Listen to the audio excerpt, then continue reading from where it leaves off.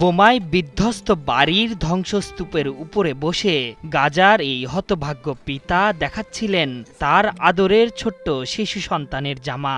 প্রিয় সন্তানটি আর বেঁচে নেই। কাঁদতে কাঁদতে পিতার চোখের পানিও শুকিয়ে গেছে।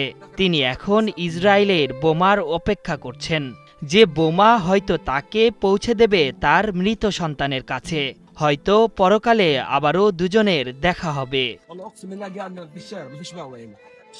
দখলদার ইসরায়েল যেভাবে গাজায় ধ্বংসযজ্ঞ চালাচ্ছে, তাতে এই জনপদ পুরো মৃত্যুপুরী হতে আর মাত্র কয়েকদিনের অপেক্ষা। তাহলেই পূর্ণ হবে নেতানিয়াহু ট্রাম্পের খায়েশ। গাজা তারা বানাবেন আমোদ প্রমোদের রিসোর্ট ক্যাসিনো, যেখানকার হৈহুল্লোড়ে চাপা পড়ে যাবে প্রত্যেকটি গাজাবাসীর মৃত্যু মুহূর্তের শেষ আর্তনাদ।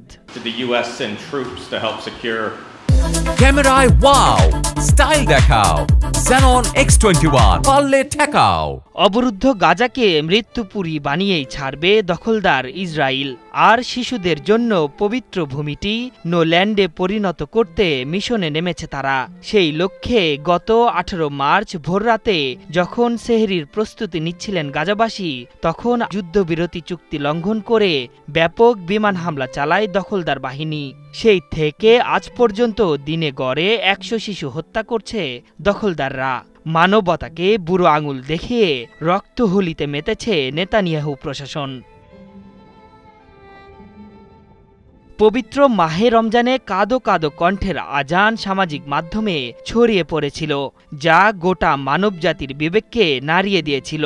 সেই আজানের ভিডিও শেয়ার করে দখলদার ইসরায়েলের প্রতি ক্ষোভ ও ফিলিস্তিনের প্রতি মানবতার বার্তা দিয়েছিলেন বিশ্ববাসী। তবু ইসরায়েলের কঠিন হৃদয়ের বরফ গলেনি। ডোনাল্ড ট্রাম্প দ্বিতীয় মেয়াদে ক্ষমতা গ্রহণ করলে এই অঞ্চলে শান্তি ফিরবে এমনটাই ভেবেছিলেন অনেকেই, কিন্তু এমন কিছুই ঘটেনি।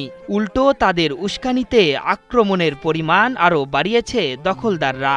ফিলিস্তিনের গাজা, খান ইউনিস ও রাফায় হামলা চালাচ্ছে দখলদাররা। হামলা থেকে বাদ যাচ্ছে না এই অঞ্চলের আশ্রয়কেন্দ্র, হাসপাতাল, স্কুল, অস্থায়ী শরণার্থী ক্যাম্প, কোনো কিছুই। অবরুদ্ধ গাজার এমন কোনো স্থান নেই যেখানে হামলা চালায়নি তারা।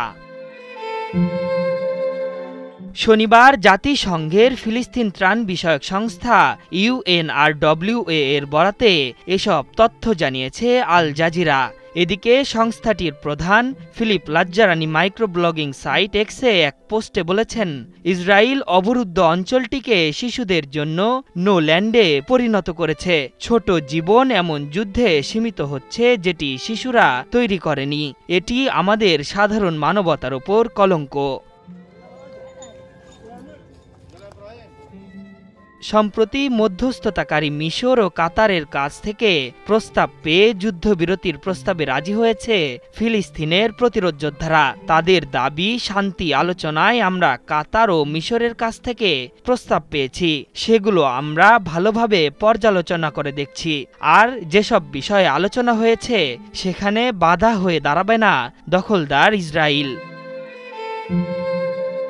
এদিকে তেল আবিব ও ওয়াশিংটন বলেছে, এই অঞ্চলে শান্তি ফেরাতে ফিলিস্তিনের মুক্তিকামী প্রতিরোধ যোদ্ধাদের নিরস্ত্র হতে হবে। কিন্তু তাদের এই প্রস্তাবে মতানৈক্য আছে সশস্ত্র সংগঠনটির। তাদের দাবি, যতদিন না পর্যন্ত ফিলিস্তিনি দখলদারিত্ব বন্ধ করবে ইসরায়েল, ততদিন তারা নিরস্ত্র হবে না। গত 18 মার্চ যুদ্ধবিরতি চুক্তি ভঙ্গ করে ইসরায়েলের হামলায় এখন পর্যন্ত প্রায় 6 শতাধিক মানুষের মৃত্যু হয়েছে। এ নিয়ে সব মিলিয়ে 50,600 ফিলিস্তিনি নিহত হয়েছেন। তবে জাতিসংঘের তথ্য বলছে এই সংখ্যা 55,000 ছাড়িয়েছে। আশরাফুল ইসলাম, 71।